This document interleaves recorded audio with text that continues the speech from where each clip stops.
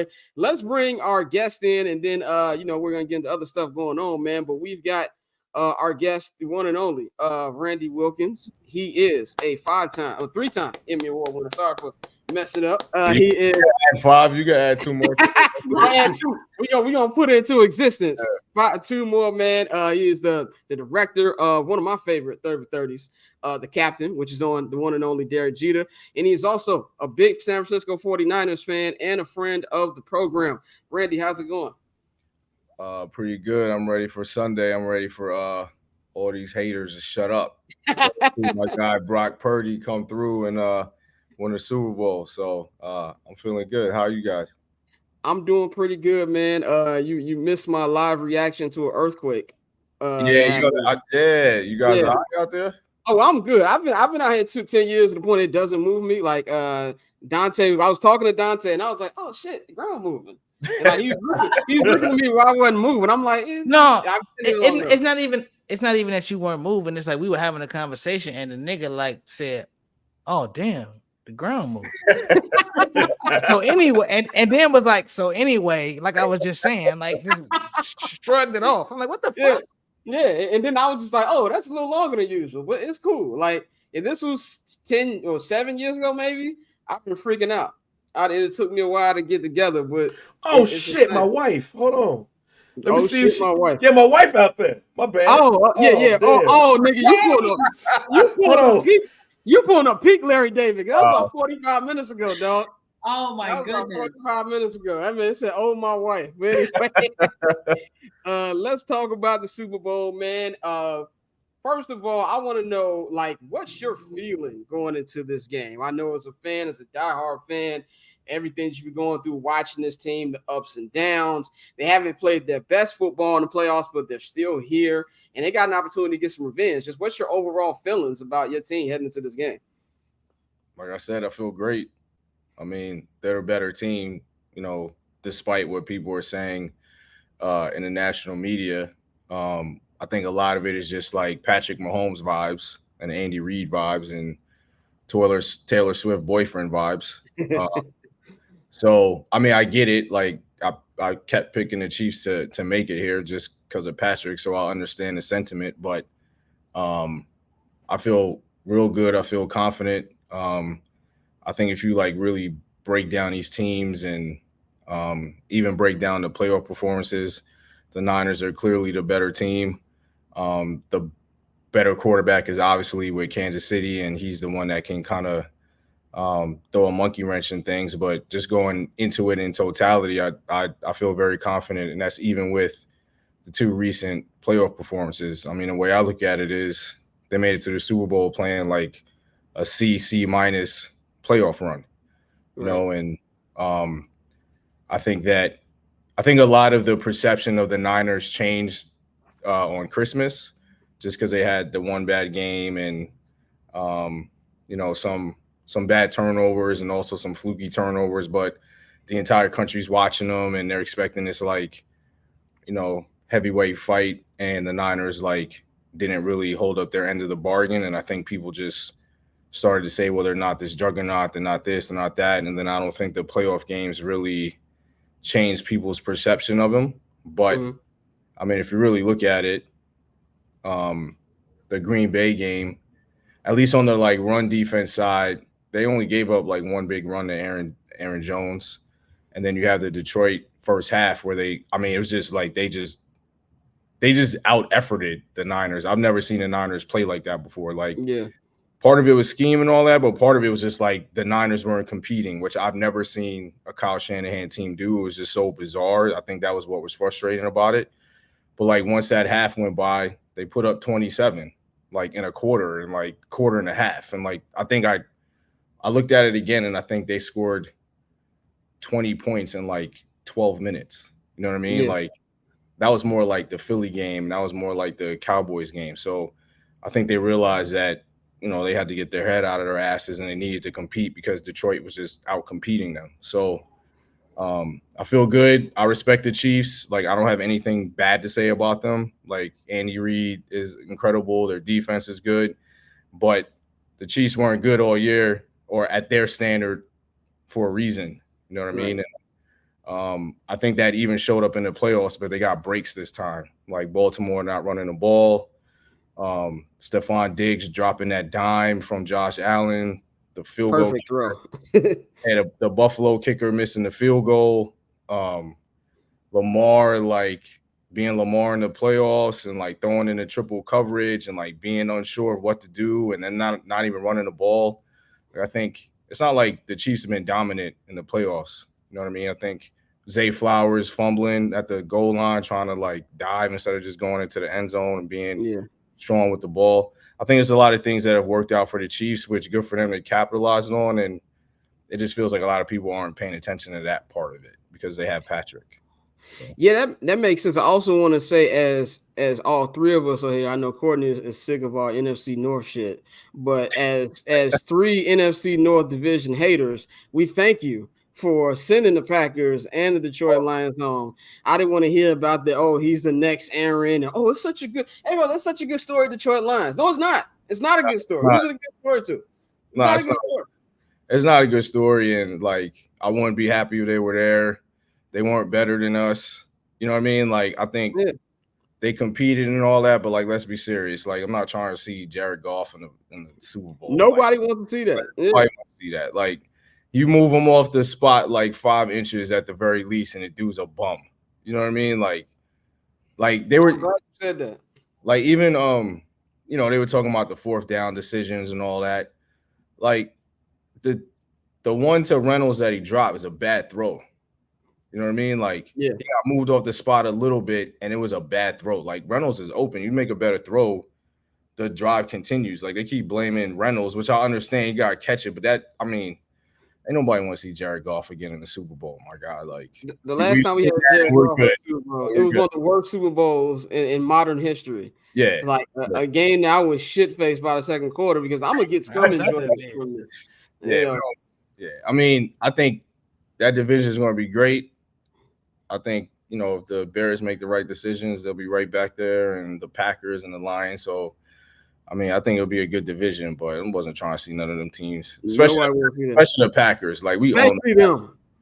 So, y'all got like a low-key rivalry with them, too. It's like, I hate the Green Bay Packers in the world. Yeah. I don't respect them. I don't respect their fans. Like, the way y'all feel about them is how I feel about them. Like, they're writers. Like, all of them, they get the fuck out of here. Everybody talk about Chicago media, but Packer media is bad. Oh, they're terrible, man. Terrible. They're like very. You were talking biased. Them motherfuckers is biased. But let's talk they ain't about got shit. They ain't got shit else to know. What else they got? This is also true. When I did the Sunday night football game last year with the Bears and Packers, and I did the game, I was like, all right, I'm not leaving till the morning. I'm gonna go run to this liquor store. There was no liquor store open. It was 10 o'clock. There was no liquor store. When I had to go, I went to CVS. They had the whole liquor area closed up. I was like, what am I going to do? I got to drink water. Like, there's nothing to do in Green Bay, Wisconsin. Sparkling water. Sparkling water. But let's talk about Brock Purdy, because Brock Purdy has got a lot of, hate and different kind of conversations. I was a guy who was very upfront when he started last year. I didn't like the conversation around it because it gave off white privilege, just because I feel like they were giving too much to him too early. This year, I feel like he's playing really well, and also coming about the fact of that injury he had. Well, a lot of people didn't even think he was going to be ready week 1. Now, he played, up in, just, 50%, like, a little bit up, hot and cold these 2 playoff games. But one thing that stood out to me was how he came back and won those games and made the plays to win the game. What do you think about Brock Purdy, like the coverage around him, and like, what do you think a win will do for him? I hate using this word, but his media legacy. What would you think this would do for Brock Purdy? I don't think the win will do anything for him. I think that people will just move the goalposts. They'll just say, it's Christian McCaffrey. It's, the same old song and dance. It was the weapons. It's the coach. I think people that feel the way they do about Brock Purdy, they're entrenched. It's not going to change their minds. I think Brock is a really good quarterback. I think he's the right quarterback for Kyle Shanahan. I think he's really talented. I don't think he's like in that elite conversation. I don't think he's a top 5 quarterback. He's only in his second year. You know what I mean? I don't think he's at a point where we should be expecting or even having conversations about where he stacks up against some of the top quarterbacks in the league. I think that he performed that way, but I don't think he's there yet. I think that's something that has to be achieved through consistency over a long period of time. He's only in his second year. Now, do I think he's in the upper echelon of quarterbacks? Yes. You can't really make a credible argument against him, especially because he's won since he got into the Miami game. He like leads in all kind of like quarterback categories, including EPA, and he made that offense way better. Like there was one thing amongst all 49ers fans that everybody agreed with when Jimmy G was a quarterback. It was just that he took too many sacks and he didn't take any chances and he couldn't hit any deep throws. So like the offense, while it was working, was limited. Kyle couldn't call all the plays he wanted to call, and Jimmy just couldn't execute some of the plays or some of the routes. Like I know a lot of the Niners receivers have said over the last year that they'll have certain plays where they're not the number one or even the number two read, and they're not expecting the ball, and then all of a sudden Purdy's throwing to him, and they're just like, oh shit, like he's throwing me the ball. Like Brandon Ayuk talk about that a lot, and a lot of them have happened on like deeper routes, and the Niners never did that with Jimmy Garoppolo. Like they didn't do that with Nick Mullins, CJ Beathard. They didn't do that with anybody except for Brock.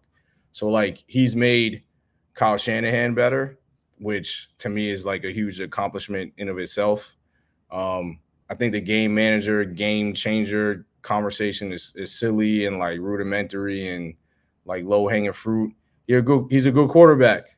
You know, he's in the Super Bowl for a reason. Like the other thing too is like with Jimmy, because they always bring up Jimmy G in these conversations and saying that, you know, try to discredit Brock. Like I think Jimmy G in those two playoff games when they got to the Super Bowl last time, he threw the ball like 23 times in 2 games. Like when they played the Packers, they ran the ball 42 out of 51 plays. Jimmy G ain't had nothing to do with that run. Like Super Bowl. I think Brock has thrown it like over 70 times in 2 games. Like, so Kyle Shanahan trusts them and they're in the Super Bowl. You know what I mean? It's not the same thing at all. So I've been, and this is not like a LeBron meme or anything like that, but like I was riding with Purdy when he hit that throw to George Kittle against Miami when it was a cover 0 blitz in the game when Jimmy got hurt. And I was like, Jimmy would never make that throw. He wouldn't complete it. He wouldn't even throw it. You know what I mean? And it was just like, who's this dude? And then it just went from there. The Seattle game. His first real start was against Tom Brady. They dropped 28 on the Bucs in the first half. Like he's playing Tom Brady. You know what I mean? It's his first start. And it was like, okay, I think we're going to be all right. And then they took off. And then obviously what happened in Philly. But he's a really good quarterback. I mean, I don't see what the debate is. And like I get the white privilege thing, but the crazy thing to me is they're like hating on him like in a way. Obviously, I'm not saying it's apples to apples, but like almost treating him like a black quarterback, like just coming up with all kind of nonsensical excuses to like get in his way or like tear him down. And it's like, man, y'all really don't like this dude. Like he a white dude from like Arizona who's like super Christian, who like he dresses up like he went to the Gap. Exactly. Like he's like young Kirk Cousins looking with his fits and all that. And like the most humble dude, nicest dude, and like y'all hate him. Some people like hate him for some reason. So I don't know. It's bizarre to me. Like he's good, man. He's in the Super Bowl, so it don't even matter if he wins. Y'all, you know, you can call him champ after that. Call him whatever you want, but make sure you call him champ first. Definitely. You on mute, brother. We gotta have the fine chair. We might add the fine chair to the show. Every time I say mute. Bro. You mentioned Jimmy G and, you know, a lot of the limitations he had with that 2019 team. Just on both sides of the ball, what would you say are the differences between this team that's headed to the Super Bowl and that 2019 team that went? The best unit has switched. So the Niners have the best offense in the league this year, the most explosive offense in the year, in the league this year. And their defense isn't as good. They were a defense first team in 2019. Like everything was predicated on that defense carrying them through. Like even when they started off 10-0, I believe, it was really because of the defense. And they had an incredible defensive line with like Buckner and Armstead and D Ford and Bosa, rookie Bosa. and then they had Fred and Greenlaw. It was just like and Richard Sherman. So the identity of that team, which is the way that the Niners had built it at the beginning, was defense first, and then Kyle will figure things out on the offensive side. Like, even if you look at the weapons the Niners had, then it was like their best receiver was Emmanuel Sanders. Their best receiver now, I mean, you could choose who you want to say is their best receiver now. So they had Mostert, who was incredible for us, but I mean, you have Christian McCaffrey now. You have an older George Kittle, who's probably the best all-around tight end in the league, and Ayuk and Juwan Jennings that people don't really talk about, and Debo. Trent Williams is a better left tackle than Joe Staley. So their offense is carrying the team more than the defense. The defense is taking a step back. I think part of it is because that they changed their philosophy in terms of who they wanted as a defensive coordinator. So like when they had DeMeco Ryans and Robert Saleh, they were linebackers. So a lot of the emphasis was on the front seven. Wilkes he's a secondary guy. So a lot of the emphasis has been on coverage and like the back end. And I think especially the D-line has suffered because of that. They're not as dominant, even though they have a lot of big names. I don't think Wilkes schemes a lot with the front four in mind as much as the coverage in the back. So this team is way more explosive than the 2019 team, and the defense is good enough to, like supplement that. But this is an offense team now. Like this, if their offense puts up like numbers, they're probably going to win. Their defense is good enough and built to like keep a lead. That paper on display, haters old news, money on the other line, so I'm not gonna hold you. Money on the other line, so I'm not gonna